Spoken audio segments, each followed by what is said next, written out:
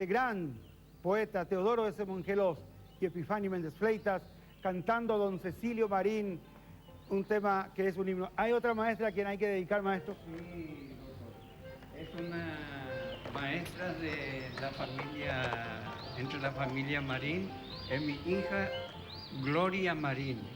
Y es cuñada con ella también otra maestra, doña Mari. Y yo quisiera dedicarles a todos ellos, especialmente a mi hija, esta música, Xembo e Jarepe. Xembo e Jarepe, con el aplauso para todos los maestros del país, con el legendario cuarteto para Envirori.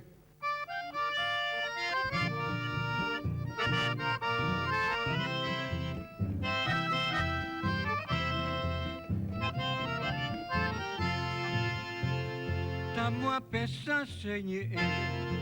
Algai botuire kodia, hai pupe toro anyua, kosepu arenuhe. Eta min desembo semita ipeva, haje tamba pora, ai kuandere jae. Upinte se karia ko ite se mandua. Etemisia kahata, agetaro ipi api, sabi anten deposi, besela biri poka, angay pamilong wana, bokoy kimarembiase.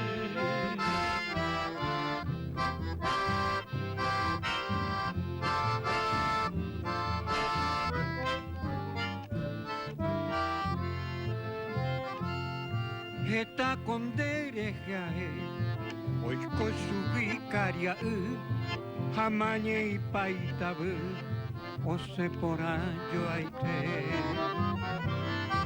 Aye pane oi mendabe, revu ande yurubu, preje saramoi potu, o mimbindera bekure. Kokwe hebero hesa. Rehasamon birumi